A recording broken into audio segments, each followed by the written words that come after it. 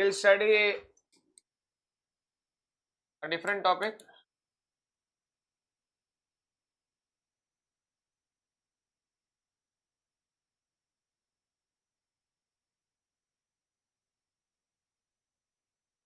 Okay, topic का नाम है एम्फोटेरिक नेचर ऑफ वाटर.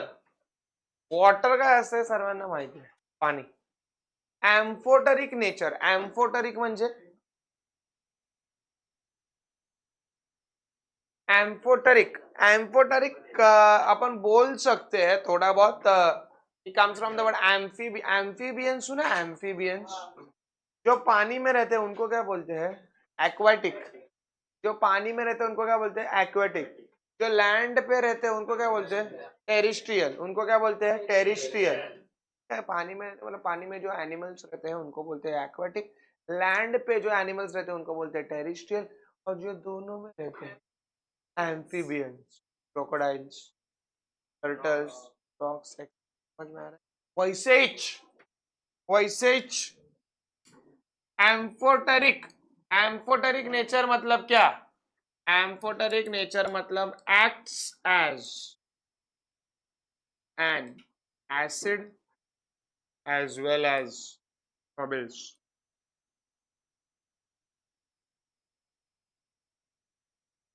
समझ में आ रहा है एम्फोटेरिक मतलब क्या? एम्फोटेरिक नेचर ऑफ वाटर मतलब एम्फोटेरिक मतलब क्या? एम्फोटेरिक मतलब acts as an acid as well as a base. दोनों की तरह काम करेगा. पानी दोनों की तरह काम करेगा, एसिड की तरह भी, बेस की तरह भी. और सब्सटेंस तो लिख सकते हो, substance which acts as an acid as well as a base called as amphoteric. called as amphoteric. Sir आपको कैसे समझ रहा है? मैं क्या बोल रहा हूँ ध्यान दो. H2O plus NH3 gives me NH4 plus. NH3 था वो क्या बन गया? NH4. मतलब एक H चला गया तो इधर बचा क्या? OH minus. क्या बचा? OH. समझा क्या? And next H2O plus HCl. फिर क्या बचा? H3O प्लस प्लस क्या बचा? Cl minus. अरे काय केलंय तुम्हालाच माहिती. वापिस आओ. H2O plus NH3 gives me OH minus plus NH4. इकडे एक्झॅक्टली झालं काय? इकडे एक्झॅक्टली झालं काय? कोण सांगू शकतो का? Ammonium ion. ये है अमोनिया. और एनीवन कैन टेल मी? ये H2O था, ये क्या था? H2O. अभी अपन क्या पढ़ रहे हैं? Amphoteric nature of water. Amphoteric nature of water. तो वाटर के पास ध्यान दो. तो किसके पास ध्यान दो? वाटर के पास ध्यान दो. H2O NH3 को क्या कर रहा है? NH3 था. क्या था? NH3. इसने अपना एक H किसको दे दिया? समझ में आ रहा है? फॉर एक्झाम्पल अजून पण नाही समजलं असेल तुम्हाला, लक्ष द्यायचं इकडे. लास्ट टाइम समझाता है. H2O दो पार्ट में डिवाइड होता है. एक क्या होता है? H प्लस और एक क्या होता है? OH minus. हा H प्लस NH3 कडे गेला तर काय झालं? NH4 plus. बराबर की नाही? और ये OH किधर बच गया? इधर. पागल, जो H प्लस दे रहा है, डोनेट कर रहा है, डोनेट H प्लस. तो जो डोनेट H प्लस करता है उसको क्या बोलते हैं? एसिड. किसके हिसाब से? According to Lowry Bronsted theory. समझा कि नहीं? लॉरी ब्रॉन्स्टेड थियोरी के हिसाब से पानी क्या हो गया? therefore H2O acts H2O acts as an acid towards NH. कोणाला काय प्रॉब्लेम? एकदम पद्धतशीर आपण केलंय. H2O प्लस NH3 असतं. H2O को तोड़ा, H प्लस OH माइनस. ये H प्लस NH3 के पास जा रहा है तो क्या हो गया? H और ये H प्लस ऐड हो गया तो NH4 प्लस और बचा क्या OH माइनस। अपन ने 3 लोगों का पढ़ा, अरेनियस, लॉरी ब्रॉन्स्टेड और लुइस। तो लॉरी ब्रॉन्स्टेड थ्योरी के हिसाब से जो डोनेट करता है H प्लस उसको क्या बोलते हैं एसिड। इधर H प्लस कौन डोनेट कर रहा है पानी, तो पानी क्या बना एसिड। क्लियर है, किसी को कुछ प्रॉब्लम? इधर वापिस अपना फोकस H2O पे रहेगा। H2O डिवाइड्स इनटू 2 पार्ट, एक क्या होता है H प्लस और Cl माइनस, बराबर बोल सकते हो नहीं, ठीक है नहीं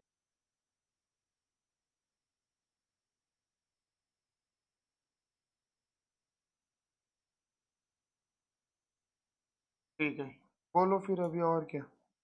HCl को तोड़ो, HCl क्या आएगा H प्लस Cl माइनस, ये प्लस इसके पास जाएगा तो क्या बनेगा H3O प्लस, अरे हाँ कि नहीं, और Cl माइनस किधर बचा इधर, H2O था H plus Cl, H plus इधर एक्सेप्ट हो गया तो H3O प्लस हो गया। तो अकॉर्डिंग टू एक्सेप्ट, जो एक्सेप्ट करता है H प्लस, जो एक्सेप्ट करता है H प्लस उसको क्या बोलते हैं बेस। किसके हिसाब से, according to Lowry Bronsted theory, अरे according to Lowry Bronsted theory therefore H2O is a base to H2O is a base towards HCl, मतलब H2O HCl के साथ क्या बन रहा है बेस, और H2O NH3 के साथ क्या बन रहा है एसिड। क्यों, क्योंकि ये डोनेट कर रहा है और वो क्या कर रहा है एक्सेप्ट, मतलब एक ही है कौन पानी, पानी लेकिन वो एसिड की तरह भी काम कर रहा है और बेस की तरह भी काम करता है, और एक ऐसा कम्बख्त जो एसिड और बेस दोनों की तरह काम करेगा उसको क्या बोलेंगे एम्फोटेरिक। समझ लो, एम्फोटेरिक नेचर ऑफ वॉटर म्हणजे पाणीचा ढोगलेपणा, एक ढोगला एसिड दूसरा ढोगला बेस, कैसे एसिड भी बनता है और बेस भी बनता है ये अपन ने पढ़ लिया। ये समझ में आ रहा है तुमको, क्लियर है, किसी को कुछ प्रॉब्लम? नाउ अपन ने पीछे पढ़ा था types of electrolytes. Now if I say types of acids and bases, types of acids and bases दो तरीके के होएंगे, कितने तरीके के होएंगे दो तरीके के, समझ में आ रहा है दो तरीके के होएंगे, समझ में आ रहा है, एक क्या रहेगा स्ट्रॉन्ग और दूसरा क्या रहेगा वीक, मतलब एक क्या रहेगा स्ट्रॉन्ग एसिड, एक क्या रहेगा स्ट्रॉन्ग बेस, एक क्या रहेगा वीक एसिड और एक क्या रहेगा वीक बेस। ये समझ रहा है की नहीं समझ रहा है? Types of acid and basis, types म्हणजे दोन टाइप्स असणार, एक स्ट्रॉन्ग आणि एक काय असणार वीक। स्ट्रॉन्ग मतलब दो, strong acid strong base, weak acid weak base.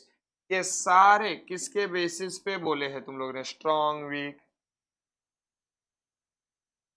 किसके बेसिस पे बोला है, degree of ionisation, degree of ionisation या डिसोसिएशन बोल सकते हो। जो पूरा टूटेगा, जो कंप्लीटली बिखरेगा उसको क्या बोलोगे स्ट्रॉन्ग, और जो आधा बिखरेगा फीका बिखरेगा उसको क्या बोलोगे वीक। समझ में आ रहा है, अपन टेक्स्ट बुक में पढ़ेंगे तभी अपन को समझना है, क्लियर है?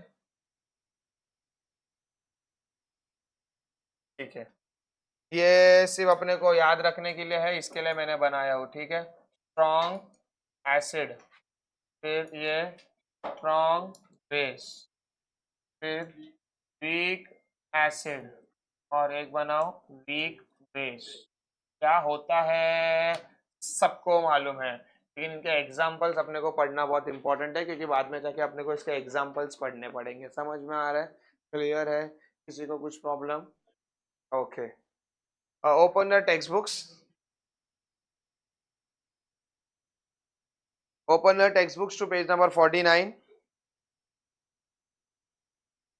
49 लेफ्ट हैंड साइड में दिख रहा है क्या? 49 acids and bases are classified as strong acids and strong bases, weak acids and weak bases on the basis of extent of dissociation या extent of ionization। कितने अच्छे से टूट रहे हो, पूरी तरीके से बिखर गए तो स्ट्रॉन्ग, और पार्शली या थोड़ा बिखर गए तो वीक। देखो उन लोग ने लिखा है strong acids and basis are almost completely dissociated in water. अपने को उसका कुछ लेना देना नहीं है, लिख सकते हो typical strong acids HCl, HNO3, H2SO। ये देखो इधर आएगा स्ट्रॉन्ग एसिड में, कौन कौन आएगा स्ट्रॉन्ग एसिड में? HCl। कोण कोण येणार? HCl। तर लिहा मग इकडे पहिला काय येणार? HCl, मग नंतर काय येणार? HNO3, मग नंतर काय येणार? H2SO4, HBr, HI। समझा क्या? इधर क्या आएगा? HBr, और फिर क्या आएगा? HI। नेक्स्ट स्ट्रॉन्ग बेस में कौन आएगा? NaOH। और इसमें कौन आएगा? और भी होते हैं लेकिन जितना दिया उतना याद रखो। फिर नीचे week acid and weak base partially dissociate in water, मालूम है। आगे नोट, वीक एसिड बोलो कौन कौन से है? वीक एसिड HCOOH, फिर HF, फिर H2S, और वीक बेस बोलो कौन से है? FeOH thrice. क्या आएगा? FeOH thrice. फिर कौन आएगा? CuOH twice, CuOH twice. समझ में आ रहा है? क्लियर है? किसी को कुछ प्रॉब्लम? अभी चार्ट क्या इसमें बन गया तो इसमें से डायरेक्ट कॉपी करो। समझा गया? ठीक है, क्लियर है? किसी को कुछ प्रॉब्लम?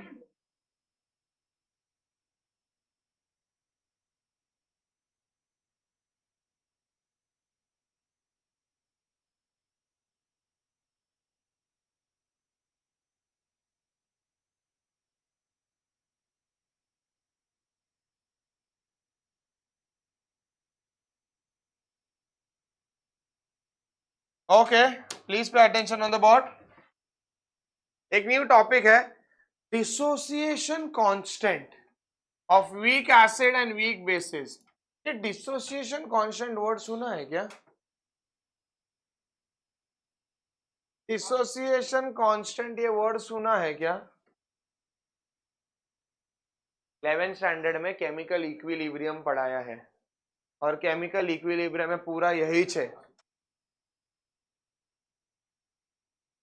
जो भी अपन आयोनिक इक्विलिब्रियम में पढ़ रहे हैं वो सारा केमिकल इक्विलिब्रियम का आगे का लेवल है, और पूरा केमिकल इक्विलिब्रियम 11th स्टैंडर्ड इससे ही सजा हुआ है। डिसोसिएशन कांस्टेंट, डिसोसिएशन कांस्टेंट म्हणजे के, और वो दो तरीके के होते हैं, केसी और केपी। केसी मतलब equilibrium constant eight concentration, KP मतलब इक्विलिब्रियम कांस्टेंट एट प्रेशर। समझा? क्लियर है? के अच्छा, अगर मालूम रहेगा तुमको तो एक शॉर्ट अपन रिवीजन करता है। A plus B gives me C plus D. ये बीच का साइन मालूम है ना क्या होता है? इक्विलिब्रियम। तो इसका कांस्टेंट कैसा लिखोगे? K is equal to concentration किस में लिखा जाता है? Square bracket concentration of C upon concentration of D upon concentration of A upon concentration of B. समझा क्या? एक ट्रिक याद रखो, dissociation is equal to concentration of product upon reactant. क्या कैसे करने का? Product upon reactant, constant is equal to product upon reactant. ये ट्रिक है, यही अपन ने 11th स्टैंडर्ड में पढ़ा था। अभी क्या है? Dissociation constant of weak acid, case 1। ध्यान दो, for weak acid dissociation constant for weak acid, उसके लिए पहला रिएक्शन लिखना पड़ेगा। HA, हाँ HA gives me H plus plus A minus. Sir H plus मतलब एसिड, A मतलब ए म्हणजे डोकं नका लावू, ए म्हणजे कुठला एलिमेंट नाही है। पूरे पीरियोडिक टेबल में 118 एलिमेंट जाके खोजो, ए सब कुछ रहता है ना? ये सिर्फ बताने के लिए, हे फक्त सांगण्यासाठी एच ए लिहिलंय का? कारण की माझा फोकस कशावर आहे? H plus were. H A टूटेगा तो क्या बनेगा? H plus A minus. A minus ऐसा कोई एलिमेंट नहीं है पूरे पीरियोडिक टेबल में।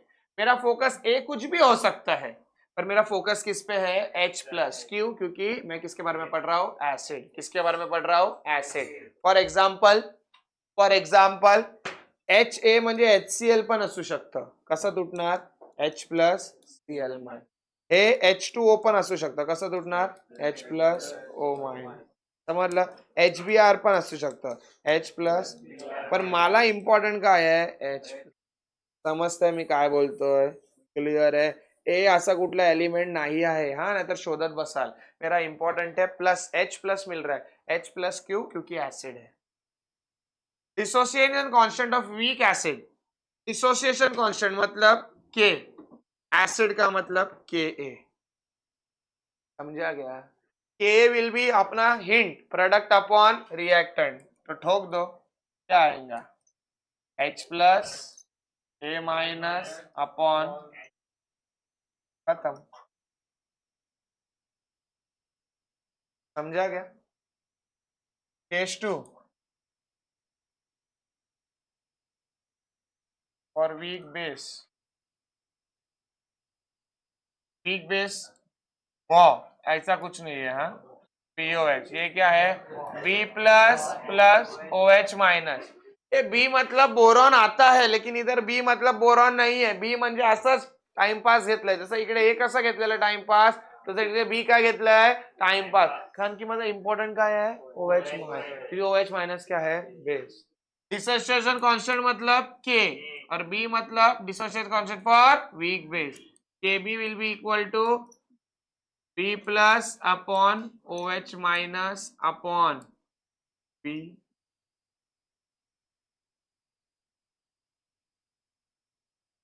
हे समजलं? हे वीक ऍसिड वीक बेस काय असतं समजलं? वीक ऍसिडचा रिएक्शन, त्याचा फॉर्म्युला, वीक बेसचा त्याचा फॉर्म्युला.